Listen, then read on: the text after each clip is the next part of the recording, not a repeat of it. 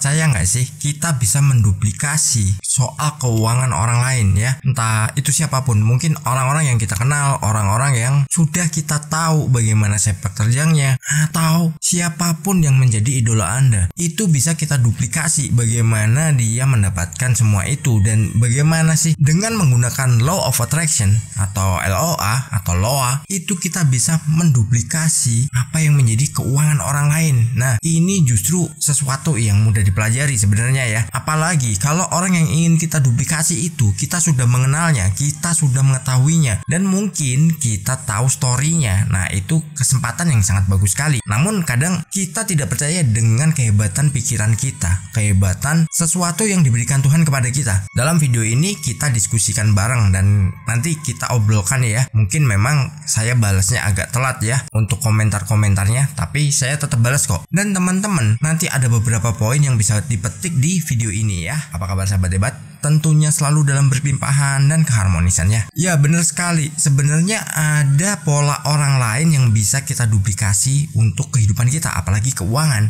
Nah, itu kita bisa mengambil contoh ya. Dalam artian orang yang kita kenali ini bagaimana, terus kita pengen seperti apa. Meskipun kita tidak 100% sama, tapi kita bisa menduplikasi polanya, kita bisa menduplikasi bagaimana sih dia bisa meraih itu semua. Toh kalau misalkan kita diberikan nilai yang sama, ya kita bersyukur karena apa? Kita dapat bonus. Tapi di sini yang kita tekankan adalah pola pikir kita, terus bagaimana kita memprogram pikiran kita. Karena ini kita bermain atau kita memaksimalkan apa yang menjadi potensi terbesar dalam diri kita. Jadi teman-teman gak perlu ragu, gak perlu minder juga. Misalkan nih, aku pengen kayak saudaraku tuh. Saudaraku dia punya penghasilan sekian atau kekayaannya sekian dengan nominal yang kita inginkan. Itu kita bisa duplikasi. Bagaimana caranya? Caranya adalah kita bisa merekam nih apa yang ada dalam pikiran kita, dan kita bisa menerapkannya dengan melakukan hal-hal yang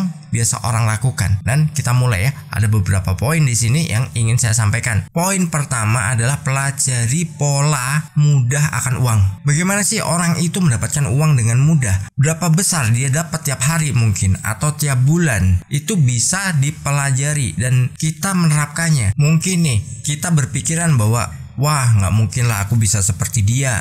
Wah, mana bisa aku seperti itu. Wah, bagaimana sih masa aku disuruh seperti orang itu padahal kondisiku seperti ini. Itu jangan pernah dijadikan patokan dalam pikiran kita. Paling nggak kita sudah mempelajari polanya, bagaimana dia mudah mendapatkan uang. Tentu saja biasanya orang seperti itu adalah dalam pemikirannya mereka sudah memiliki impian, dirinya itu memiliki tujuan. Mungkin mereka mengerjakan sesuatu, ya kita bisa belajar, kita bisa menirunya, kita bisa belajar ke dia. Entah kita jadi apa dulu ya, mungkin kita mau kerja dengan dia, kita nanti ya mungkin jadi karyawannya atau orang kepercayaannya atau jadi sopirnya. Nah, itu bisa kita duplikasi. Ada cerita nih dari Cina ya. Ada orang dia supir pribadi bos ya. Suatu ketika dia udah masa pensiun nih. Nah, si bosnya ini udah pengen dia pensiun dan digantikan yang baru. Ya, bukan berarti dia benci atau dia memecatnya, bukan. Karena memang usianya yang udah masa pensiun dan dirinya ini dia memiliki kinerja yang bagus, terus dirinya ini loyal kepada atasannya. Nah, dari situ dia pengen memberikan pesangon untuk si supir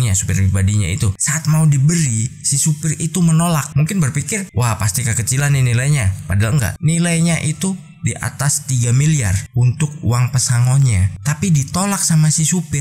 Bayangin tuh. Terus si bosnya ini kaget ya. Kenapa lu tolak? Kan bapak sudah mengajari saya untuk berinvestasi dan memiliki penghasilan dari investasi tersebut. Loh, kapan aku ngajarin? Lah itu kalau bapak telepon mau beli saham A, saya ikut pak. Terus saya biarkan, jadi bapak mau tahan berapa lama saya ikut. Dan ternyata dia memiliki lebih dari 20 miliar dari dia ngikutin bosnya. Nah, pola seperti ini bisa diikuti dan ini bisa diduplikasi. Jangan salah loh. Kadang ada orang yang ingin belajar itu rela nggak dibayar, terus dirinya cuman jadi bisa dibilang ya maaf ya, jadi pesuruhnya. Terus dirinya kemana-mana bawain tasnya, bawain sepatunya. Seperti yang saya alami dulu. Saya seperti itu dan saya belajar, terus akhirnya dapat banyak ilmunya. Terus akhirnya diajak kolaborasi dengan perusahaan bos saya dan saya mendirikan perusahaan sendiri. Nah, dari situ kita bisa menduplikasi orang lain lain itu dari bagaimana sih pola pikir dia. Kalau dia itu bisa mudah mendapatkan uang, dia pasti bilang cara mudah mendapatkan uang adalah dari pikiran kita. Kalau pikiran kita ini bilang mudah, itu akan mudah. Tapi kalau pikiran kita bilang itu susah, ya selamanya akan susah. Itu harus kita terapkan ya. Kita harus jalankan. Jadi kita nggak perlu pusing-pusing lagi. Bisa diduplikasi. Atau kalau misalkan Anda nggak kenal, Anda nggak tahu, atau Anda nggak dekat dengan orang tersebut, ya duplikasilah. Dia bisnisnya apa, polanya bagaimana, pelajari story-nya. Begitu udah tahu story-nya, ya tinggal kita adopsi aja. Kita terapkan untuk bagaimana kita melangkah. Dan orang-orang seperti itu biasanya kalau kita udah kenal, terus kita udah ya sering berinteraksi, biasanya mereka nggak pelit akan berbagi ilmu, dan mereka akan selalu membagikan apa yang menjadi prestasinya tersebut. Nah, poin kedua ini juga nggak kalah penting, adalah kita harus mempelajari pola pengelolaan uang. Nah, pola pengelolaan uang itu bagaimana? Seperti yang saya bilang tadi, ada yang supir tadi dan dia ngikuti bosnya untuk beli saham. Terus pengelolaan uang itu mulai dari pikiran kita, bagaimana kita mendapatkan uang, terus bagaimana kita merawatnya. Kita ya membuat uang itu tuh nggak cepet habis, nggak hilang. Ya itu memang harus disiplin ya, tapi semua berawal dari pikiran kita, bahwa uang yang kita miliki bakal narik uang-uang berikutnya. Kadang kan kita dapat uang terus kita bingung nih dipakai apa, akhirnya hal-hal yang nggak perlu kita keluarkan, hal-hal yang nggak perlu kita utamakan. Nah, itu bahaya sekali. Jadi kita harus menanamkan pada diri kita bahwa kita adalah pengendali dan pengelola keuangan terbaik, karena itu akan menjadikan diri kita ini nantinya, habit kita akan terbiasa untuk mengelola uang, dan kita akan bijak dalam merawat uang tersebut. Jadi tidak semena-mena dapat uang habisin, dapat uang habisin, nggak seperti itu. Jadi memang hal ini diperlukan ya. Jadi teman-teman bisa tanamkan pada diri teman-teman, katakan dalam hati aja, saya adalah pengelola keuangan terbaik. Nah, ulang-ulang terus. Nanti teman-teman akan secara otomatis itu menjadi orang yang bijak akan keuangan. Jadi gini, misalkan teman-teman mau menggunakan uang untuk apapun, sebenarnya itu nggak perlu, tapi karena itu keinginan, mau nggak mau dipaksakan ya. Itu nanti dalam diri kita itu ada yang mengingatkan, woi hati-hati, ini nggak penting, ini nggak perlu, kamu cukupi dulu kebutuhanmu dan uangmu disimpan. Nah, seperti itu. Kadang diri kita ini menasihati kita sendiri ya. Nanti kita bahas di video yang membahas tentang self talk atau berbicara dengan diri sendiri. Ada bagian-bagian yang bisa kita ajak diskusi, dan dirinya ini sangat bijak banget, dan itu dirinya juga berperan dalam kita merubah kehidupan. Lalu poin ketiga adalah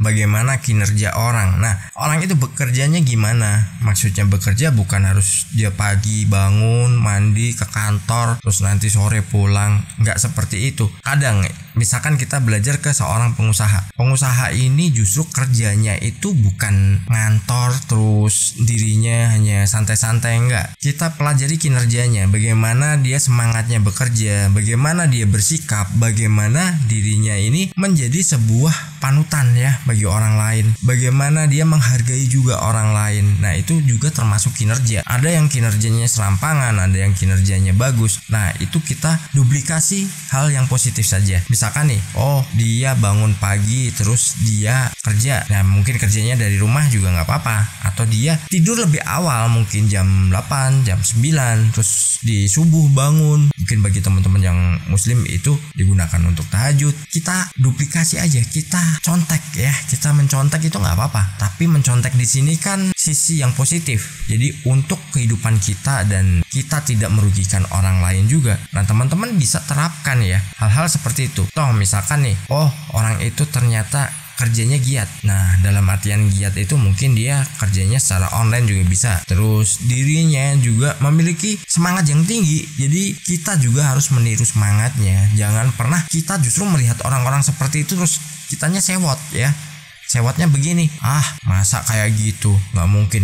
Kalau dia seperti itu, mana bisa dia penghasilannya segitu, dia pasti pakai ini pakai itu. Ada yang seperti itu. Jadi itu kita harus berhati-hati. Kita lihat kinerja orang, kita pelajari, kita terapkan pada diri kita sendiri. Ada yang saya sampaikan juga di video yang mana, video lama ya, itu tentang bagaimana kita merubah pola hidup ya. Jadi selama 30 hari bagaimana, terus cara mandinya bagaimana, setelah mandi bagaimana. Nah, itu saya ada pernah mengulas. Silakan teman-teman cari videonya, saya lupa judulnya, yang jelas itu saya sudah membahasnya. Itu bisa diterapkan merasakan juga biasanya orang-orang seperti itu. Dan bahkan mentor saya itu jam 2 malam itu udah bangun ya, 2 dini hari udah bangun, terus dirinya berdoa, terus dirinya mempersiapkan pekerjaan untuk pagi harinya. Jadi bangunnya memang dini hari, bukan terus tidur lagi, enggak. Dia bangunnya seperti itu. Polanya sangat luar biasa banget nih orang ya. Fisiknya juga oke. Nah, poin keempat adalah bagaimana anggapan soal uang. Nah, anggapan soal uang nih bagaimana? Uang ini sesuatu yang baik dan selalu berada di sisi kita, dia selalu datang pada kita, atau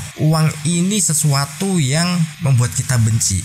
Nah, itu juga berpengaruh. Orang lain biasanya dibilang jangan pernah diperbudak oleh uang. Salah, ngapain kalau kita diperbudak oleh uang? Karena diri kita adalah pengendalinya, dan pikiran kita itu yang akan memprogram kita ini bagaimana dan kita ini akan menjadi siapa. Nah, dari situ dengan anggapan kita soal uang, tentu saja usahakan dengan hal-hal yang positif. Jangan pernah merasa kekurangan, jangan pernah merasa berat, jangan pernah merasa ya istilahnya mengeluh soal keuangan. Kita anggap aja uang itu selalu ada. Seperti kita memakai pakaian. Kita memakai pakaian itu kan setiap hari pakai. Melepasnya juga pas momen-momen tertentu aja ya, mungkin mandi. Itu juga kita tanamkan pada diri kita bahwa anggapan kita soal uang tuh bagaimana. Yang jelas dia akan selalu melekat pada kita. Sesuatu yang memang harus kita tanamkan, bahwa uang itu membawa sebuah kebaikan. Uang bukan akar dari segala kejahatan, tapi kemiskinan adalah akar dari kejahatan. Saya garis bawahi ya. Kemiskinan di sini adalah miskin mentalnya ya. Kenapa orang yang menjadi ya mungkin pejabat atau apapun yang dirinya mungkin masih kurang dan dia melakukan korupsi, terus manipulasi segala macam untuk mendapatkan keuntungan lagi. Nah, itu mentalnya belum kaya. Kalau orang yang bermental kaya, berapapun dia punya itu disyukuri ya. Mungkin dia akan banyak berbagi juga. Poin kelima adalah cara syukur kepada uang. Kita bisa mengadopsi orang lain juga.